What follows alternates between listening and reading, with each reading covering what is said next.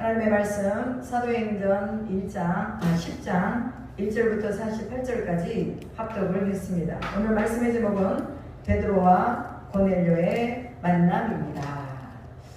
자, 사람에게 있어서 만남은 너무나 중요하죠. 누구를 만나느냐에 따라서 그의 인생이 결정되는 것을 볼 수 있습니다. 우리는 예수님을 만났기 때문에 우리 인생이 복됩니다. 믿으십니까? 아멘. 아멘.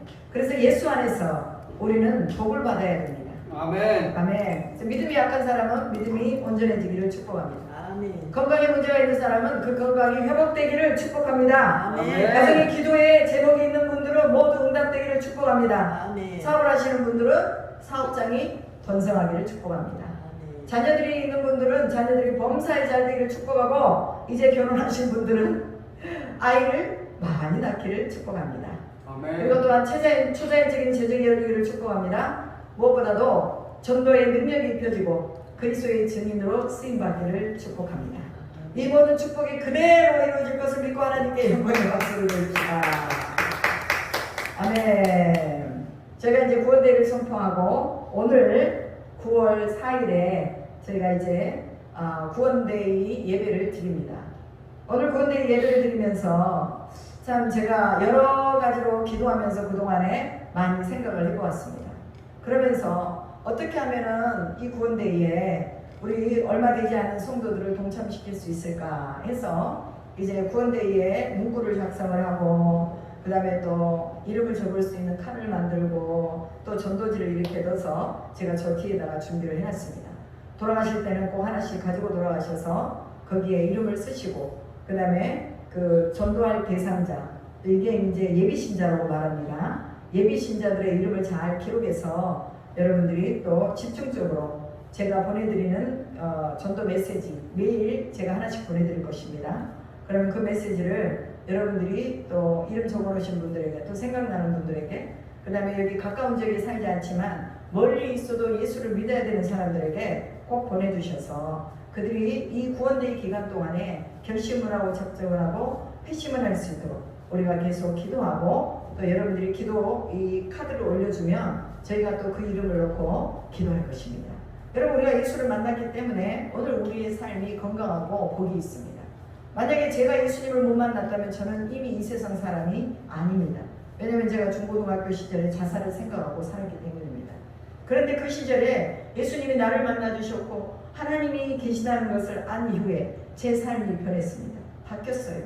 허무한 인생에서 목적 있는 인생으로, 재미없는 인생에서 행복한 인생으로. 그러다 보니까 내 인생에서 내가 하나님을 기쁘게 할 수 있는 일이 뭔가 하고 보니까 하나님의 일을 하는 것이었습니다. 그래서 신학교를 갔고, 또 목회자의 아내가 되었고, 선교사로 나갔고, 지금은 또 선교를 하면서 한국의 교회를 하고 있습니다.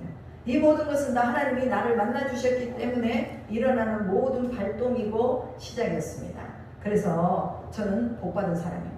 여러분도 마찬가지예요. 여러분도 복받은 사람이에요. 믿으십니까? 아멘. 그래서 누구를 만나야 하는가, 우리는 너무 중요하죠. 그래서 우리가 만난 이 예수님을 전해주는 것 너무 중요합니다. 그래서 여러분들이 기도하면서 생각해야 돼요. 내가 누구를 만날 것인가, 누구에게 이 복음을 전할 것인가, 그리고 복음을 전할 때 어떤 전도의 메시지를 줘야 될 것인가, 여러분이 생각을 해야 한다는 것입니다. 하나님은 복음 전하는 것을 가장 기뻐하십니다. 그리고 예수님이 복음을 전하라고 하신 것이 지상 명령이었습니다.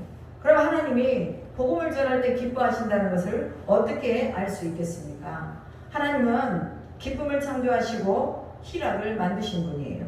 그래서 만드신 그분이 기쁨의 희락의 기름을 우리의 영혼 속에 불어넣어 주셔야 우리가 행복할 수가 있습니다. 그러니까 일명 말하면 우리 속에는 행복 주머니가 있다는 거예요. 기쁨의 주머니가 있다는 거예요. 그럼 그 속에 기름이 채워지면 행복이 막 펄펄펄펄 쏟아져 나와요. 그런데 우리 속에 기름이 안 채워지면 기갈되고 마르고 짜증나고 힘들고 피곤한 거예요.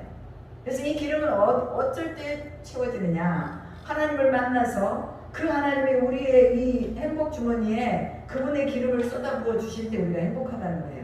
그냥 쉽게 설명을 한 거예요. 성경에 이런 거 나와 있지 않습니다.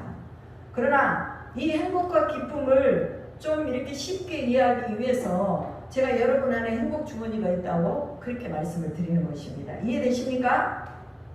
이해를 못하십니까? 아멘. 아멘. 그러면 하나님이 기뻐하신다는 것을 어떻게 알 수 있느냐? 그것은 바로 우리의 영혼이 복음을 전할 때 기쁜 것. 이것이 하나님이 우리와 함께 하신다는 증거입니다. 여러분 삶이 기쁘고 즐겁고 감사할 때 하나님이 나와 함께 하시는구나, 이것을 느끼는 거예요. 하늘을 보아도 땅을 보아도 나무 한 그루를 보아도 감사하고 신비롭고, 아무리 심술궂게 생긴 팥쥐 엄마같이 생겼어도 얼굴을 보면은 막 그 긍휼이 여겨지고 불쌍히 여겨지고 하나님의 형상이 보이고, 이것이 바로 하나님이 기쁨의 이 우리의 행복의 주머니에 기름을 채워 넣어 주셨기 때문에 그게 보인다고 말해요. 그래서 우리 눈이 참 이상해요. 우리가 행복하면요, 아무리 못생기고 아무리 험상궂게 생긴 사람도 예뻐 보이고 좋아 보여요. 근데 우리가 행복하지 않고 우리가 좀 불편하잖아요. 그러면 다른 사람도요, 다 내 눈의 안경에 맞춰서 불편하게 보고 무슨 말을 해도 그 말이 자기한테 곡해가 되고 오해가 되는 이런 경우가 있다는 거예요. 그래서 오늘 우리는 하나님이 우리 가운데 부어주시는 이 즐거움의 기름을 받자고 말이에요. 그럼 이 즐거움의 기름을 우리가 어떻게 받느냐? 복음을 전할 때 받는다는 거예요. 복음만 전할 때 받는 게 아닙니다. 기도할 때도 받아요. 말씀 전할 때도 받습니다. 그런데 여러 모양으로 하나님이 우리에게 즐거움의 기름을 주시는데, 저희 포커스가 지금 구원대이기 때문에 여러분들에게 복음에 맞춰서 하나님의 즐거움의 기쁨, 즐거움의 기름을 여러분에게 말씀을 드리는 것입니다. 복음은 하늘의 맛을 맛보아 알게 되는 것입니다. 땅에 사는 인생이 하늘의 신비를 맛볼 수 있는 계기를 맞이할 수 있는 것이 바로 복음입니다. 그래서 하나님은 복음을 전하는 사람들에게 하나님의 마음을 부어주시고 자신이 세상에서 가장 행복한 사람이라는 것을 깨닫게 해주는 것, 이것이 바로 복음의 맛입니다. 여러분이 세상에서 가장 행복한 사람이라는 것을 믿습니까? 아멘. 그러면 여러분은 복음의 맛을 느끼고 있는 사람들입니다. 저희가 요즘 계속해서 새벽예배에 아모스서를 또 함께 나누고 있습니다. 아모스 3장 2절에 보니까 하나님은 다른 민족 가운데서 이스라엘만 알았다라고 말씀하십니다. 그 말은 무슨 말이에요?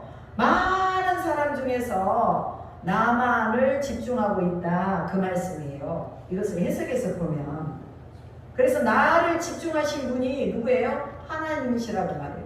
수많은 사람들이 있어도 내 이름을 불러주신다고 말이에요. 여러 수천 수만 수억의 사람, 지금 오늘 지구상에 얼마나 많은 인구가 살고 있습니까? 그런데 70억이 넘는 인구가 살고 있잖아요. 그런데 이런 인구 속에서 하나님은 내 이름, 나만 아는 것처럼 내 이름을 부르시고 나만 아는 것처럼 내게 집중해 계시다는 것을 우리가 알아야 해요. 이것이 바로 뭐냐? 선택, 버라우트라는 것입니다. 그래서 오늘 우리가 그런 집중을 받고 있다는 것에 우리가 감사해야 돼요. 여러분, 우리가 조금만 사람들이 우리를 인정해 주지 않아도 우리는 기분이 나쁘잖아요. 썩이 나잖아요. 그런데 하나님이 우리를 보고 계시고 우리를 인정해 주신다면 우리가 사람에게 인정을 받지 않아도 It's okay, 된 거예요. 그래서 하나님 앞에 우리가 인정받을 수 있고 그분의 즐거움의 기름을 우리가 받을 수 있도록 우리가 구원대회를 선포하고 나가니 여러분들이 순종만 해주면 되는 것입니다. 마태복음 9장 35절에 보면 예수께서 모든 도시와 모든 마을을 다니시면서 그들의 해당에서 가르치시며 천국 복음을 전파하시며 모든 병과 모든 약한 것을 고치시니라 라고 말씀하셨습니다. 천국의 기쁜 소식을 전하는 것이 바로 복음입니다. 예수님도 여러 도시와 마을을 다니시면서 전도를 하셨잖아요. 그리고 천국 복음이 전파될 때에 사람들을 괴롭히던 질병도 그들이 해결할 수 없는 문제도 다 해결되는 것을 봅니다. 그래서 복음은 인생의 문제를 해결하고 고치는 능력이 있습니다. 여러분이 해결하지 못하는 그 문제를 주님의 이름을 부르는 곳에서 해결을 받는다는 거예요. 그래서 이 복음이 우리 속에 들어오면 그 복음 자체가 능력이 되는 거예요. 그 복음이 하나님이시기 때문에 하나님이 친히 만지시고 고치시고 문제를 해결하시는 것입니다. 그래서 우리는 뭐만 하면 돼요? 예수 믿으세요. 예수 믿으면 행복해져요. 이렇게 말할 때 성령께서는 그 사람의 마음을 감찰하세요. 감찰한다는 건 뭐예요? 바라보시고 서치하시고 무엇을 채워줘야 될 것인가를 아신다고 말해요. 무엇이 필요한지를 아신다고 말해요. 그리고 그의 연약한 부분을 만지셔서 고치신다, 이런 말입니다. 그래서 우리가 예수 믿으세요, 예수님 믿고 우리 다 같이 천국에 갑시다, 이렇게 우리가 입술로 선언할 때 성령이 일하신다는 것을 꼭 기억하시기 바랍니다. 복음은 여러분 치료적입니다. 복음은 문제 해결의 능력이며 복음은 영혼의 문을 여는 통로입니다. 여러분, 세상 사람들은요 육체만 있는 줄로 알고 살아요. 그래서 우리가 죽으면 끝나는 것이다, 이렇게 생각하거든요. 근데 성경은 분명하게 영혼이 있다는 것을 말씀해 주고 있습니다. 육체는 흙으로 돌아갈지라도 영혼은 하나님을 만나서 하나님 나라에 가야 된다는 것을 말씀하고 있는 것입니다. 우리가 이것을 알려주는 것이 바로 전도입니다. 그래서 하늘의 신비를 맛보면 땅의 것에 대한 부분은 즐거움은 조금 시시해지고 내가 왜 저런 것에 즐거움을 삼고 살았을까 하는 후회스러움이 있는 거예요. 여러분, 하늘의 신비를 맛보면 따지고 싸우고 이런 것이 아니라, 그래 그럴 수도 있어, 몰라서 그렇지, 저 사람도 예수 믿고 또 천국의 비밀을 알면 저러지 않을 거야 라면서 이해하고 기다려주는 것입니다. 왜 사람들이 그렇게 사느냐? 모르니까 복음을 전하는 사람들을 무시하고, 모르니까 복음을 전하는 사람들에게 또 뭐 욕설을 하고 이러는 거예요. 우리는 그런 사람들을 보면 불쌍히 여기면서 그래도 선생님 예수 믿으셔야 됩니다, 이 말을 꼭 해줘야 돼요. 제가 전도하러 이제 여기 아파트에 올라가는데 택배하는 분이에요. 택배 배달하시는 분이 제가 이제 들어갔어요, 엘리베이터 안으로. 그랬더니 딱 이렇게 보고 있더라고요. 선생님 예수님 믿으십니까? 말하지 마세요. 그러는 거예요. 말하지 마세요. 그래서 아유 선생님 예수님 믿으셔야 됩니다. 그랬더니 나를 한번 딱 쳐다보면서 말하지 말라니까요. 또 그러는 거예요. 그래서 이제 또 아무 말 안 하고 조금 있다가 또 계속 거기다 말하면 쌈될 것 같아서 조금 있다가 내리면서 그래도 예수님 믿으셔야 됩니다, 그러고 내렸어요. 복음이 치료제라는 것을 그 사람 모르기 때문에 그래요. 복음의 능력이 무엇이라는 걸 모르기 때문에 복음을 무시하는 거죠. 예수님은 12제자에게 복음을 전하라고 말씀하시죠. 그러면서 그들을 버리면서 더러운 귀신을 쫓아내며 모든 병과 모든 약한 것을 고치는 권능을 주셨다라고 마태복음 10장에서 말씀하고 있습니다. 그러면서 병자를 고치며 죽은 자를 살리며 나병한 자를 깨끗하게 하며 귀신을 쫓아내래 너희가 거저 받았으니 뭐해라? 거저 주라고 말씀하셨습니다. 그럼 복음을 전할 때요 귀신이 쫓겨나가요. 이 복음을 전할 때 나병이 고쳐져요. 복음을 전할 때 사람의 약한 것, 모든 병든 것, 그 다음에 모든 이런 연약한 것들이 고쳐지는 것을 믿으시기 바랍니다. 어떤 사람은 자기가 복음을 전하다가 자기 암덩어리가 떨어져 나가는 것을 발견했대요. 또 어떤 사람은 이명이 너무 심했는데 이명이 막 울리면은 얼마나 힘들어요 사람이. 그런데 복음을 전하러 가가지고요 거기서 복음을 전하니까 돌아올 때는 자기 이명이 다 나서 그랬대요. 그리고 어떤 사람은 우울증이 너무 심해서 약을 먹어야지 되는데 복음을 전하는 것을 습관으로 삼고 살았더니 자기 우울증이 떠났다는 그런 감정들을 들었습니다. 여러분, 이 복음은요 다른 사람도 치료하지만 또한 복음을 전하는 본인도 치료한다는 것을 믿으시기 바랍니다. 그래서 여러분의 인생의 문제, 해결되지 않는 그 문제가 있거든요. 전도하세요. 전도하면 하나님이 그 문제를 해결해 주십니다. 왜? 내가 하나님 일을 하고 하나님은 내 일을 해주시는 거예요. 이게 바로 복음의 역설입니다. 그래서 내가 내 일을 해야 뭔가 될 것 같고, 내가 저축을 해야 내가 잘 살 것 같고, 내가 뭔가 일을 해야 우리 가족이 살 것 같지만, 그러나 여러분 우선순위 하나님을 섬기고 하나님의 일에 충실되게 하면 하나님이 우리의 가족, 우리의 일, 하나님이 다 사람을 연결하시고 다 정리를 다 해주시는 것을 믿으시기 바랍니다. 아멘. 우리의 삶의 기적은 멀리 있는 게 아니에요. 가까이 있습니다. 여러분, 천국이 멀리 있는 것 같죠? 죽어야만 가는 천국인 것 같죠? 아닙니다. 천국은 가까이 있어요. 종이 한 장 차이예요. 마음에 예수 그리스도를 주인으로 모시면 바로 천국이 임하는 거예요. 예수님도 세례 요한과 함께 뭐라고 말씀하십니까? 회개하라, 천국이 가까웠다라고 말합니다. 복음을 들은 사람들이 예수님 없는 삶, 하나님 없는 삶을 산 것을 회개하고 돌아가기만 하면 천국을 누릴 수 있게 되는 것입니다. 이것을 전하는 것이 복음이에요. 사람들은요, 복음을 싫어하고 반대할 수밖에 없습니다. 왜냐하면 사탄의 지배를 받고 있기 때문에 그렇습니다. 사탄이 제일 싫어하는 게 뭐예요? 하나님 얘기하는 거, 복음 얘기하는 걸 제일 싫어하잖아요. 하나님 한자가 나와도 이 사탄이 싫어해요. 그래서 그 사람을 중심을 잡고 있는 어둠의 영이 복음이 들어오니까 막 그냥 요동을 치는 거예요. 사람들 속에 사탄에게 속지 않도록 우리는 계속해서 복음을 전해줘야 됩니다. 아니요, 사탄이 싫어해야 돼요. 그게 맞는 거예요. 그럼 못 견디는 거죠. 복음이 들어가면 못 견디니까 떠나는 것입니다.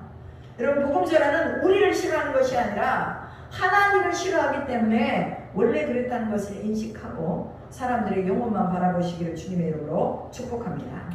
그래서 회개하십시오. 회개하십시오. 여러분의 문제, 죄의 문제를 하나님이 해결하십니다. 이렇게 말하면 내가 무슨 죄를 지었다고 나한테 회개하라고 그러느냐 뭐라 하거든요. 그럼 그렇게 말하는 사람들에게 뭐라고 말하냐면 하나님을 믿지 않는 죄가 첫 번째 죄입니다. 예수님을 당신의 마음속에 영접하지 않는 죄가 첫 번째 죄입니다. 도덕적이고 윤리적인 죄는 그 다음이에요. 그 다음.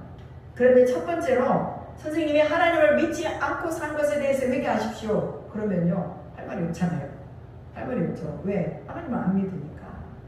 누가복음 10장에서 예수님이 70명의 사람들을 선별해서 복음을 전하라고 보내시면서 뭐라고 말씀하시느냐? 추수할 때가 됐다. 이제 너희가 가서 추수해라. 추수할 천사들을, 추수꾼들을 보내서 추수하게 해달라고 말해라. 그리고 너희가 추수하러 가라 라고 말합니다. 복음을 전하는 것은 추수하는 것입니다. 벼가 익으면요, 낫을 들고 가서 벼를 베서 이것을 저장 창고에다가 이제 싸놓으면 되는 것입니다. 요즘은 트랙터가 있어가지고 그냥 드르륵 한번 밀고 가면 이 자루에가 다 이렇게 쌀이 다 이렇게 볼인가요? 뭐죠? 벼가 싹해가지고 다 이렇게 이 자루 안으로 다 들어가잖아요. 예전에는 다 낫으로 지었죠. 낫으로 다 했잖아요. 그런데 추수하러 가는 이 복음을 추수하러 가는 밭에다 비유했어요. 그러면 우리가 나가면 있다는 거예요, 없다는 거예요? 추수할 것이 있다는 거죠. 우리가 나가지 않기 때문에 추수하지 못하는 것이지, 예수님은 그때나 지금이나 추수해서 밭이 휘어지게 됐다라고 말하고 있는 것입니다. 그만큼 예수님을 믿지 않는 사람, 하나님을 믿지 않는 사람들이 많다는 거예요. 그래서 영혼들이 널려있기 때문에 전도를 하러 나아가면 추수를 할 수 있다. 그러니 말씀을 보면 추수할 때가 되었다고 말씀하시기 때문에 우리는 말씀에 의지해서 나가는 것입니다. 그런데 우리 목사님들이 이렇게 모임이 있는다든지 또 이렇게 선교사님들이 이렇게 모임이 있어서 가보면요, 아, 요즘 전도 안 돼요. 안 되는 게 당연하죠. 안 나가니까 전도가 안 되죠. 복음을 안 전하니까 전도가 안 되죠. 여러분, 사람들은요 항상 세뇌가 되고요. 아, 복음 전해도 안 되니까 안 나가는 거죠. 그러나 말씀을 잡고 실상에 우리가 목숨을 걸어야 되는데 허상적인 거, 자기들이 조금 경험해 보니까 안 됐어. 저도 수없이 많이 실패하고 있습니다. 실패라고 말하기는 그렇지만, 그러나 복음을 전하는데 열매가 아직까지 나타나고 있지 않다는 거예요. 그만큼 힘들다는 거지. 그러나 하나님은요 꾸준하게 추수하러 가기를 원하시는 거예요. 이 복음이 힘든 게 아니에요. 우리가 전하지 않고 꾸준하지 않기 때문에 이게 문제라고. 저도 그 문제에 부딪히는 거예요. 매일같이 복음을 전해야 되는데 제가 매일 안 나가거든요. 그래서 사실이 작정을 하는 거예요. 힘들다는 것은 이미 우리 속에 이게 각인돼가지고 몇 번 경험을 해보고 나서 내가 그냥 그렇게 힘들다고 생각하는 거예요. 그리고 사람들이 힘들다고 하니까 진짜 힘든 거예요. 근데 성경이 뭐라고 말하고 있어요? 휘어져 추수하게 됐다고 말하잖아요. 그럼 우리는 이 말씀을 의지해서 우리가 복음을 전해야 한다는 것입니다. 나가면 반드시 추수할 것이 있다는 것을 오늘 본문에서 말씀하고 있습니다. 그래서 복음의 논리와 공식은 나가서 전할 때 반드시 추수하게 되는 것입니다. 이게 공식이에요. 복음을 전하지 않으면서 왜 우리 교회가 부흥이 안 될까? 왜 사람들이 안 올까? 이렇게 말하는 거, 이것은요 잘못된 것입니다. 여러분, 개척한 지 오래되었어도 지금까지도 개척교회로 남아있다면 그것은 조금 우리가 생각을 해봐야 됩니다. 저희도 지금 개척한 지 2년이 돼가고 있습니다. 3년 이내에 개척교회를 면하게 해달라고 하나님께 기도하며 전도를 열심히 하려고 합니다. 여러분, 70인들이 복음을 전하고 돌아와서 예수님께 보고를 하는데요, 주의 이름을 전하니까 귀신이 항복을 하고 사탄이 하늘에서 떨어지는 것을 보았다고 하면서 아주 기뻐하고 자랑스러워했습니다. 그렇습니다. 주의 이름을 전할 때 귀신이 항복하고 묶어있던 것을 풀고 떠나는 것을 믿으시기 바랍니다. 주의 이름 앞에서는 사탄이 조종하고 있던 모든 어둠의 역사가 제거되는 것입니다. 그것이 건강의 문제든지 경제적인 문제든지 자식의 문제든지 사업의 문제든지 사탄이 조종하는 것이라면 어떤 문제든지 주의 이름으로 해결되는 것을 믿으시기 바랍니다. 예수님께서 70인들에게 사탄이 항복하는 것으로만 기뻐하지 말고 너희 이름이 하늘에 기록된 것을 기뻐하라고 하셨습니다. 우리가 전도한 모든 것이 하늘에 기록된 것을 믿으시기 바랍니다. 하늘로 기록된다는 것은 영원히 기억되는 것입니다. 하나님이 기억하시는 일이 전도라는 것을 잊지 않기를 축복합니다. 무엇으로 하나님을 기쁘게 해드릴까라는 이런 마음이 있다면 여러분 전도하시기 바랍니다. 하나님을 기쁘시게 하는 일이 전도예요. 믿음 있는 모든 사람들은 하나님이 기뻐하시는 일을 해야 됩니다. 믿음의 무게가 순종으로 나타나는 것입니다.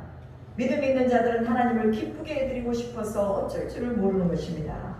무엇으로 하나님을 기쁘게 해드릴까? 우리 모두가 다 전도하면서 하나님을 기쁘게 해드릴 수 있기를 축복합니다. 복음을 전하는 자들에게는 영적인 권세가 있습니다. 주께서 복음을 전하는 자들에게 전갈과 뱀을 밟으며 원수의 능력을 제어할 권세를 주셨다고 말씀하십니다. 하나님이 우리와 함께 계시기 때문에 누구도 우리를 해치지 못한다는 말씀입니다. 여러분, 사람을 두려워하지 마십시오. 사람의 눈치를 보지 말고 생명의 복음을 담대하게 전하시기를 축복합니다. 복음은 우리가 전하지만 능력은 하나님께서 나타내십니다. 복음을 전할 때 영혼들이 많이 돌아오고 적게 돌아오고 이게 문제가 아니라 지금 내가 복음을 전하고 있는가가 문제라는 거예요. 영혼들이 돌아오게 하는 것은 하나님의 영역이고 우리의 영역은 전하는 것입니다. 우리의 임무는 전하는 것으로 끝나는 거예요. 열매를 주시는 영역은 하나님이시기 때문에 이건 우리의 영역이 아니란 말이죠. 그러나 복음은 살아있는 성령이 역사하시는 그런 힘이기 때문에 반드시 열매를 보게 된다는 것도 믿으시기 바랍니다. 오늘 본문에 베드로가 성령의 인도를 받고 고넬료를 찾아가서 복음을 전하는 내용을 볼 수 있습니다. 고넬료는 어떤 사람이에요? 이탈리아의 군대의 백부장이며 이방인입니다. 유대인이 아니라면서죠. 그런 이방인이지만 복음을 하나님을 믿고, 즉 이방인들도 하나님 믿는 사람들이 많거든요. 그래서 하나님을 경외하고 백성들을 많이 구제하고 하나님께 항상 기도하는 사람이었다고 기록하고 있습니다.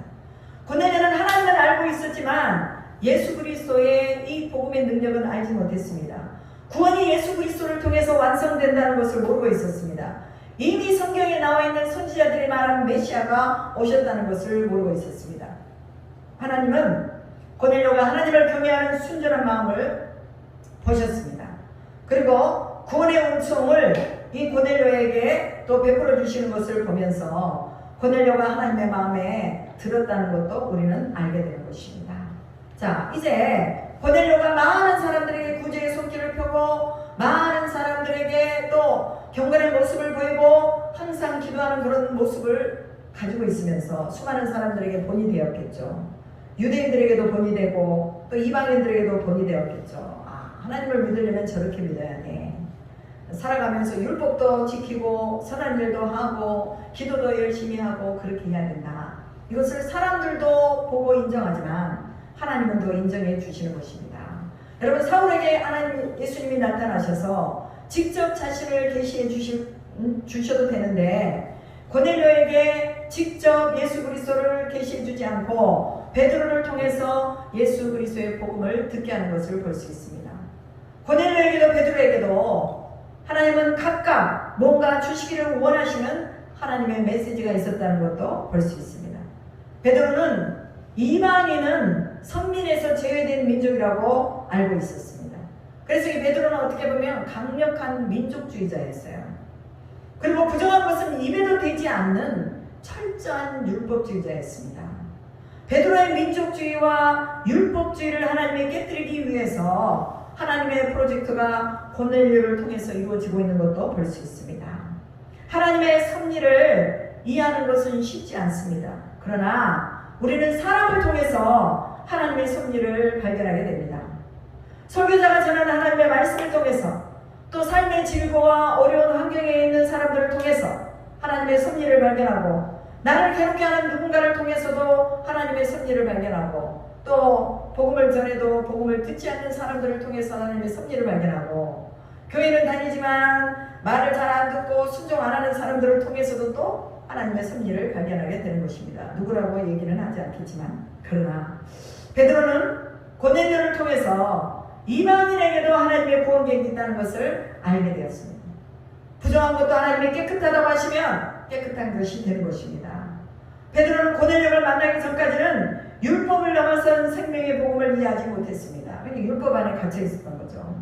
하나님은 그런 베드로의 한계를 깨뜨려 두신 것입니다. 우리의 생각과 우리의 이념 그리고 우리의 믿음이라는 전제하에 하나님의 포괄적인 구원을 제한시키는 일들이 우리에게도 있다는 것입니다. 그렇기 때문에 성령의 인도를 제대로 받기 위해서 늘 기도해야 하는 것입니다. 베드로와 고넬료 두 사람이 모두 다 정해진 기도의 시간에 기도하다가 성령의 인도를 받는 것을 볼 수 있습니다. 기도는 하나님의 뜻을 알고 그분의 음성을 듣게 되는 통로입니다. 기도하는 삶이 되어야 하는 것입니다. 고넬료는 자신의 구원이 정한 시간의 기도와 선하게 구제하는 것으로 이루어질 것이라고 생각을 했습니다. 그러나 하나님은 고넬료의 구원관을 완전히 바꿔놓으셨습니다. 베드로를 통해서 예수님의 역사를 들으면서 구원이 예수님 안에 있다는 것을 알게 됩니다. 예수님의 십자가의 사건은 많은 사람들이 보는 가운데서 이루어진 사건입니다. 그러나 예수님의 부활의 사건은 모든 사람에게 보이신 것이 아니요 택하신 자들에게만 보였다고 베드로가 말하고 있죠. 복음의 신비를 볼 수 있고 알 수 있는 사람은 특별한 은총과 선택 안에 있는 사람들입니다. 택하심을 입은 사람들은 부활의 복음을 전할 사명을 받았습니다. 여러분 성령을 체험한 제자들이 다 나가서 부활을 전하잖아요. 예수님 부활하셨습니다. 예수님이 하나님의 아들이셨습니다. 부활을 전하면서 계속해서 지속적으로 이 복음이 흘러가니까 때로는 3,000명, 때로는 5,000명, 때로는 허다한 남녀의 무리가 예수님을 믿게 되었다고 사도행전에 기록하고 있습니다. 여러분 우리는 복음을 전할 사명을 받았습니다. 왜? 우리가 예수님을 믿었기 때문에. 예수님을 알고 믿는 사람들은 복음을 전할 사명을 다 가지고 있어요. 왜 우리에게 이 십자가와 부활을 알게 하시는가? 그것은 이것을 전하게 하려고. 그래서 하늘에 우리 이름을 기록해 놓으시고 우리가 복음을 전할 때마다 하나님이 그걸 기억하신다는 거예요. 사람이 기억해도 우리가 즐겁고 기쁘고 감사한데 하나님이 기억하신다니 이게 얼마나 기쁘고 즐거운 일이에요. 복음을 전하는 자들에게는요 하나님이 입술에 권세를 주세요. 사탄아 떠나가라. 그러면 떠나갑니다. 그리고 사탄에게 명령할 때 사탄이 항복하는 것을 볼 수 있습니다. 베드로와 고넬료는 각각 성령의 인도를 받아서 둘이 만나게 되는 것을 볼 수 있죠. 성령은 동일하게 두 사람의 만남을 주선하신 것을 볼 수 있습니다. 여러분 우리의 만남은 성령의 주선 아래 이루어지고 있음을 기억하시기 바랍니다. 이 만남은 일상의 어떤 평범한 만남이 아니라 복음을 위한 만남이라는 것을 기억하시기 바랍니다. 복음을 위해서 복음을 전하는 곳에 우리가 우리 자신을 내어드려야 하는 것입니다. 우리의 믿음도 우리의 물질도 우리의 건강도 시간도 복음을 위해 내어드릴 수 있기를 주님의 이름으로 축복합니다. 교회가 복음을 위해서 물질이 필요하다고 하면 이때를 위해 나를 이곳에 두셨다 하는 것을 알아야 해요. 그래서 썩어지고 없어지고 종과 동력해야 하는 것에 여러분의 물질을 쌓아놓지 않고 복음을 전하는 일에 전도지 만들고 또 간식 사들고 가고 그 다음에 또 뭐 사람들에게 이 복음을 전할 수 있는 어떤 매체를 준비하는 일에 여러분들이 물질을 헌신하시기 바랍니다. 그것 때문에 고민하고 그것 때문에 염려하고 그것 때문에 망가지지 않기를 축복합니다. 이게 뭐예요? 자신이 자신에게 쌓아두려고 하는 이런 것들로 인해서 사람들이 망가진다는 거예요. 그리고 시험에 들어요. 어떤 사람은 교회 나오니까 11조 하라고 해서 자기는 교회 안 간다고 그러더라고요. 이게 뭐예요?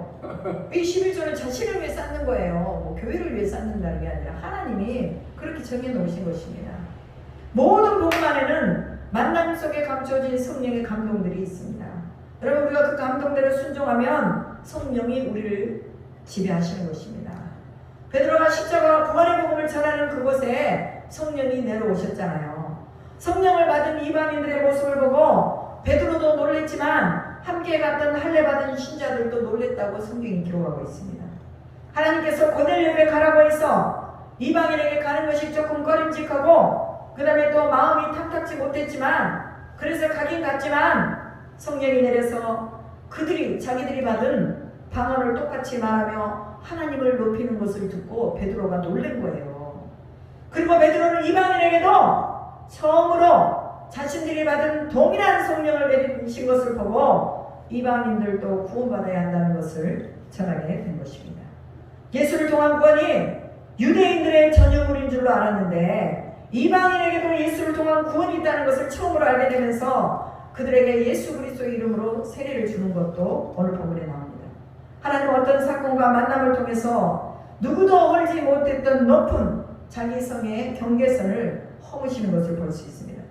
성령의 운행하심 안에 있으면 성령께서 인도하셔서 더 깊은 구원의 경륜 안으로 이끌어가시는 것을 보게 되는 것입니다.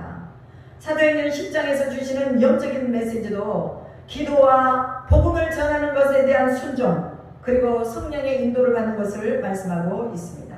기도는 그리스도인의 체질이 되어야 합니다. 이 기도가 체질화가 되어서 이 체질화가 되기 위해서는 정한 시간을 정해야 한다는 거예요. 체질이라는 것은 어쩌다가 가끔 기도에서 만들어지는 게 아니에요. 꾸준하게 기도에서 만들어지는 것입니다. 이스라엘 백성들은 하루에 3번씩 기도한 것을 볼 수 있잖아요. 하루에 3번 시간을 정해놓고 기도했습니다. 다니엘이 그랬고 베드로가 그랬고 고넬료가 그랬습니다. 여러분, 우리가 기도해야 되는 게 얼마나 많습니까? 처음에는 잘 생각나지 않고 뭘 왜 기도해야 될지 모르니까 이것들을 기도의 제목을 쓰고 누군가 기도의 제목을 주면은 또 우리가 수첩에다 적어서 그것을 또 기도하고 그렇습니다. 그래서 때로는 나라와 민족을 위해 기도하고 가정을 위해 기도하고 자녀를 위해 기도하고 한국교회를 위해 기도하고 교우들을 위해서 기도하고 형제들을 위해서 기도하고 이 기도할 게 얼마나 많은지 몰라요. 기도를 안 해서 못하는 것이지 기도를 하다 보면 해야 할 것들이 수두룩하다는 거예요. 우리가 드리는 많은 기도는 사람들의 억압을 풀어주고 자유를 안겨주고 회복을 가져다 주는 것을 믿으시기 바랍니다. 기도를 시작할 때는 어떻게 기도를 해야 할지 몰라서 수첩에 적어진 대로 기도를 하지만 기도가 깊어지고 성령이 임하게 되면 기도가 자유롭고 그 기도의 맛이 있어져서 기도하는 것이 힘들지 않게 됩니다. 그러기 위해서 우리는 시간을 정해놓고 하루 중 몇 시에 내가 하나님께 기도할 것이다 라는 걸 딱 정해야 돼요. 여러분, 우리가 새벽 예배 때 우리가 예배를 드리고 나서 기도하잖아요. 뭐 1시간, 2시간, 더 길면 3시간까지 우리가 기도를 합니다. 그래서 우리가 새벽 시간이라는 시간을 정해놓고 하나님 앞에 예배드리고 기도를 합니다. 그래서 여러분들이 또 뭐 집에 있을 때는 내가 몇 시가 제일 좋다. 그럼 저녁 시간이 좋으면 그 저녁 뭐 8시, 9시 딱 정해서 그 시간에 하나님을 만나는 독대의 시간으로 삼고 여러분들이 그 자리에 앉아서 기도를 하면 되는 것입니다. 사도행전 10장에 보면 영적인 메시지가 있는데 복음을 전하는 것에 순종하고 복음을 제한하지 않게 되는 것을 볼 수 있습니다. 베드로가 그랬어요. 베드로는 이방인인 고넬료에 가는 것이 꺼림직하고 부담스러웠죠. 그럼에도 불구하고 하나님의 음성에 순종하여서 복음을 전하러 갔고 그곳에서 성령의 일하심을 보았습니다. 그리고 많은 사람들이 그리스도인이 되었습니다. 이것은 바로 어떻게 보면 베드로는 복음을 제안했지만 성령은 복음을 제안하지 않고 이 복음을 이방인들에게 쭉 해서 알리기를 원하셨습니다. 여러분 자신의 믿음으로는 이해되지 않지만 하나님이 보내시는 곳에 가면 되는 것입니다. 그래서 믿음은 순종이에요. 왜? 보지 못하기 때문에 순종하지 않는 거거든요. 보면은 순종해요.